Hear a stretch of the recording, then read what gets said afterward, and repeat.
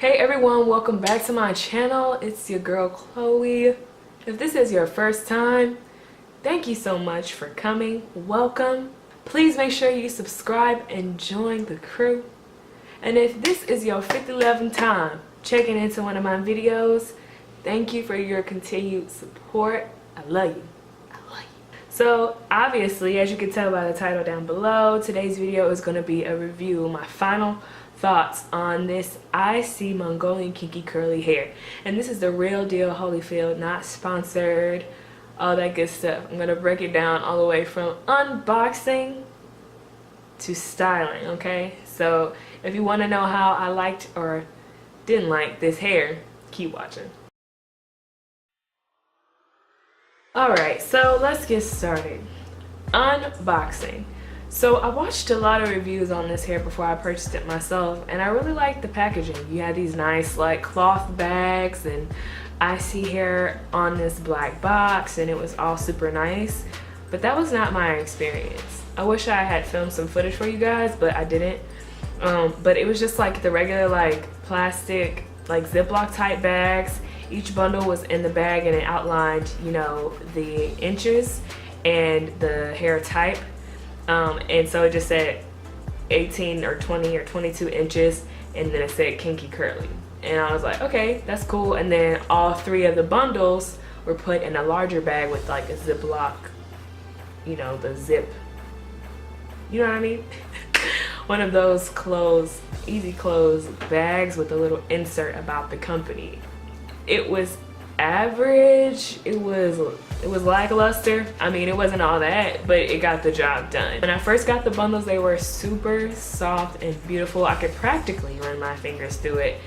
There were a few snags when I did that because this is not run your hair through it type hair, but it was absolutely beautiful and soft. I did not color these extensions or anything. I took them as is. It was just a natural like 1B color.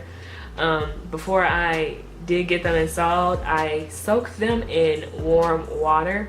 They had that chemical-y smell because this is not raw hair. It has been processed to get this texture. So I let it soak in the sink for an hour maybe. And there was some brown stuff kind of like in the water, like turn the water brown or whatever. But I went in and shampooed twice with the Shea Moisture Manuka Honey and Mafura Oil shampoo. And by the time I did that, I soaked the bundles again, and they did, you know, they did get cleaned very thoroughly. I then went in with the deep conditioner to go with that shampoo, and I applied that to the hair and let it sit overnight. When I rinsed out that deep conditioner the next day, I laid the bundles out on a towel to dry, flipping them every now and then, and that was pretty much it for before I styled the hair, before I got the hair installed. So again, like I mentioned in the last video, I'll link it up here. I did get my hair installed by Janay Mickles, Silk Press Queen here on YouTube. And I'll put her information down in this description box as well. And I just have a simple like traditional sew-in with leave out. I have this perimeter out in my edges. I do not have my hair out in the back, just because in the back of my head is like prone to damage anyway, and I don't want it out. And although that did sacrifice some versatility, that's okay because I think it's worth it to protect the back of my hair where I have really fine curls. So anywho, the install was perfect, everything was great. And then when I came home, I had, you know, I went through and brushed the curls out and everything, because as you know, when you have curly extensions, what you see is not necessarily what you get. The hair hasn't really opened up and you can't really see the actual pattern, because what you're looking at when you first install it is like this kind of like jerry curl. Every curl is exactly the same type hair, and it doesn't look natural at all.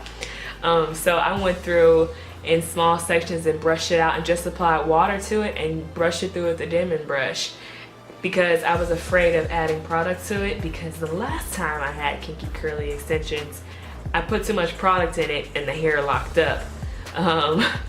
So this time I didn't want to make the same mistakes, so I just went through with water. Well, I noticed that the hair looked okay for an hour or so, an hour and change, and then it would just poof up and get undefined, and there were just puffy pieces, especially on the ends, that just would not define. So maybe like the next day I decided, well, let me try like a light leave-in, and I mixed my leave-in into the water bottle, shook it up, and sprayed it on that way, and it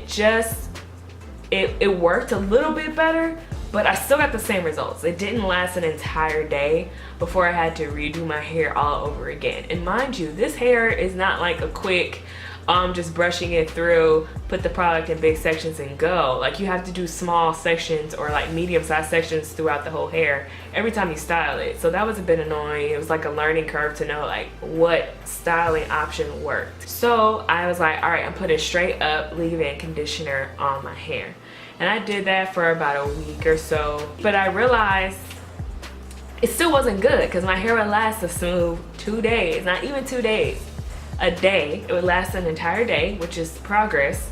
But then the next day I would start to get up and refresh pieces, and then I noticed it was the same places in the bundles every time. So the nape, like, I don't even know if you guys can really see, but the nape in the back, and then there was a section here that just incessantly was puffy. It would never define. It just stayed tangled, and it was so frustrating because it's not like you can't see it. Like, that piece was right here in the front, and I like to wear the hair like on my shoulders, so it was like annoying, always feeling like I had to push my hair back. And of course the nape was really where everything was like rubbing against it and stuff, but I still don't think it had to be this bad. Like, the tangling was so bad. Like, I would detangle these areas and it would just come back. And it got to the point where it was so bad right here, I just cut that section off because there was no way to define it. I put mousse there, and I wasn't gonna put a gel on this hair because I know that extensions should not take heavy products like that. There's no way that it should take that much product, like, in my opinion, if the hair is good. It shouldn't take so much heavy product to keep the hair defined, especially when it's supposed to be processed to be ideal in terms of like styling. So that was a bit annoying, and I started to find this hair became more high maintenance than my own natural hair, because I style my hair on one day and I don't touch it for at least five days. And usually I touch it because I'm bored, not because it actually needs to be touched or restyled or anything. I usually maybe just throw it in a puff or put it in a different style, but I get like a full week out of my hair before I have to start all over. You know, I got this hair to get a break from the styling and all that stuff, but I found myself styling my hair more than I normally do. So that was a bit of a letdown for me. So would I recommend this hair? Yes and no. Yes, if you get the highest grade they have. I have 9A. This is still considered premium because there are 10 grades. But I would suggest just going for the highest grade that they have, the 10A, and getting that instead. The only reason why I even went for the 9A was because I was led there from another review on YouTube. And when I went there, the reviews on the hair were awesome. Now, mind you, I don't know of many people who had this hair actually sewn in and were wearing this hair every day. A lot of people had this on a wig that they would put on however often, whenever they wanted to. They weren't actually like living in this hair 24/7 like I was. So that might be something to consider as well. I would suggest, so yes, I would recommend it if you get the highest grade, which might eradicate some of those issues I ran into with tangling and bad pieces that wouldn't stay defined and things like that. And if you put this on a unit, like a U-part wig, it might have more longevity. I would not recommend this hair if you think you're going to get a break from taking care of your hair, if you think it's going to be low maintenance and product free, and if you're not used to having curly hair extensions yet. This is not the hair to start with, in my opinion, and that's just the honest to goodness truth, okay? But yeah, I'm gonna be taking this hair down really soon. Let me make sure I ran over all the details. This is ISEE Hair 9A Mongolian Kinky Curly Human Virgin Hair. 18, 20, and 22 inches. I did get this hair off of ISEE Hair's website. It's iseehair.com, because I learned through reviews and things like that they put their best quality hair on their actual website, not AliExpress. So I went with their official website to order the hair from there. I only paid $102 for 3 bundles.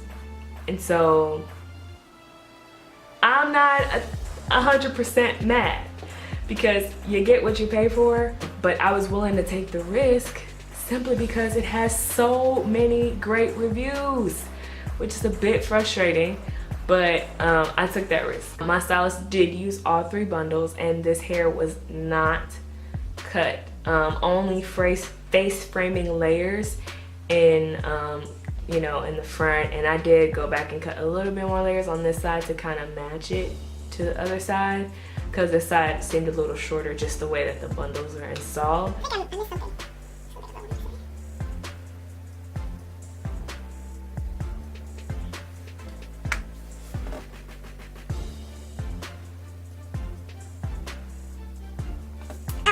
So the hair is definitely true to length.